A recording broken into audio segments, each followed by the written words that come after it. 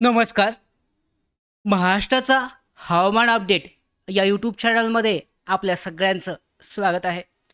तर पाहू शकता संध्याकाळचे जवळजवळ 8:30 वाजलेले आहेत. सध्याच्या स्थितीनुसार पहिल्यांदा जर आपण सॅटेलाईट मॅप पाहिला, इमेज पाहिला, तर यामध्ये महाराष्ट्राच्या कोणत्याही भागामध्ये जास्त ढगाळ वातावरण हे दिसून येत नाही आहे. या ठिकाणी पाहिलं तर वरचा जो भाग आहे यामध्ये हा जो भाग आहे या भागामध्ये थोडेसे जे ढग आहेत हे दिसून येत आहेत.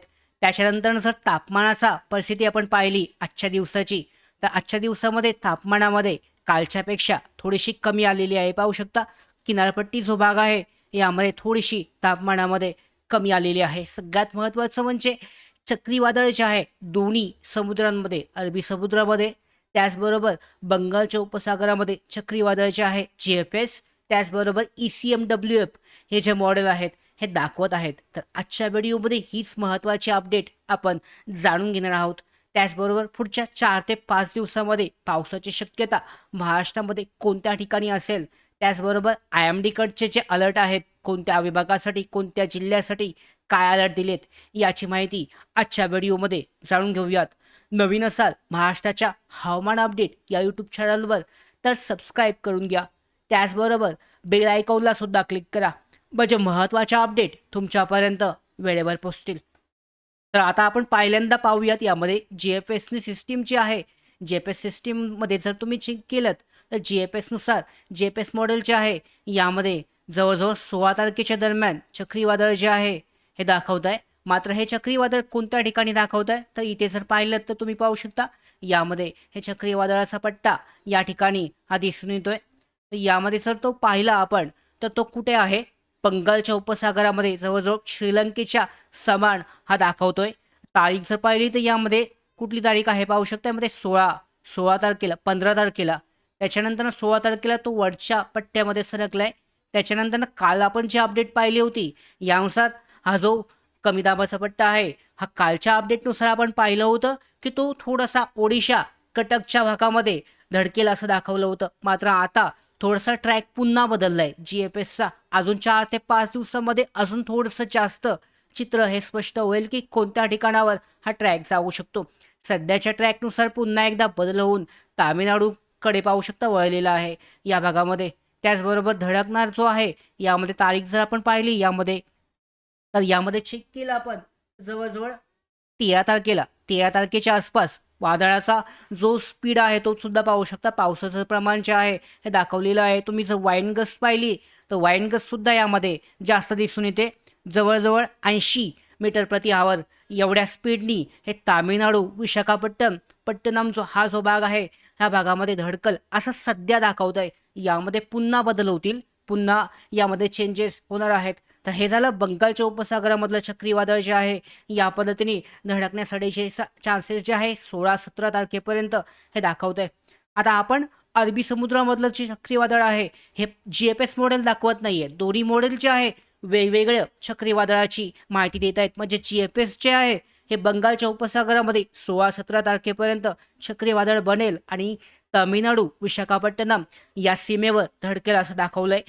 वादळ जे आहे अतितीव्र स्वरूपाचं दाखवलं जात आहे.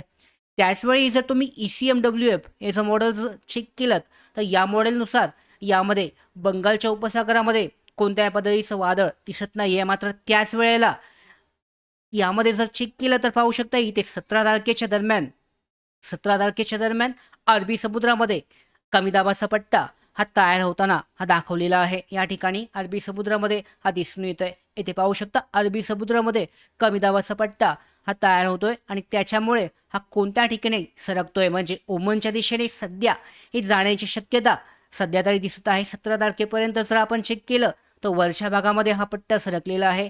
सध्या जो ट्रॅक आहे ओमनच्या दिशेने दाखवत आहे ह्या भागाकडे.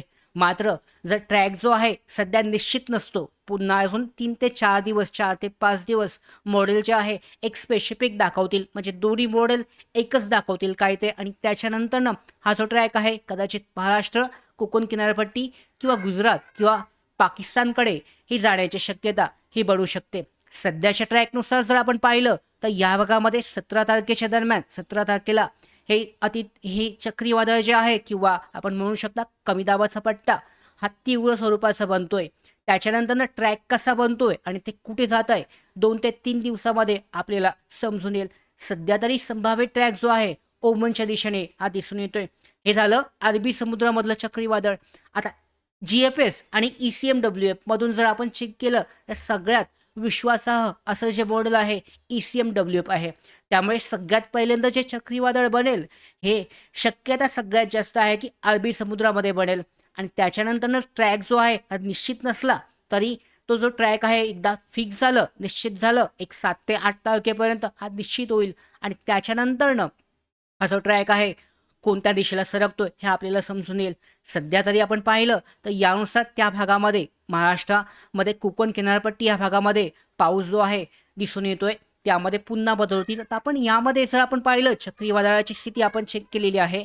सध्या पुढते 4 ते 5 दिवस आहे. या 4 ते 5 दिवसामध्ये पावसाची शक्यता कोणकोणत्या भागामध्ये आहे हे सुद्धा आपण जाणून घेऊयात. आजची जर तारीख पाहिली आपण तर आजची 3 तारीख, उद्याच्या 4 तारखेला कोणत्या ठिकाणामध्ये कोणत्या भागामध्ये पावसाची शक्यता आहे हे जाणून घेऊयात.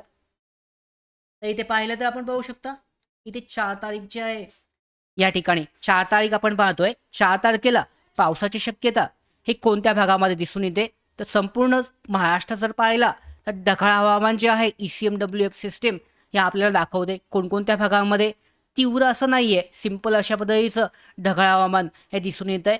त्याच्यानंतरनं 5 तारखेला जर पाहिलं तर 5 तारखेला सुद्धा या वरच्या भागामध्ये म्हणजे विदर्भ असेल, त्याचबरोबर यामध्ये मध्य प्रदेशच्या सीमेला लागून परभणी आहे, त्याचबरोबर गडचिरोली, गोंदिया या भागांमध्ये ढग दिसत आहेत.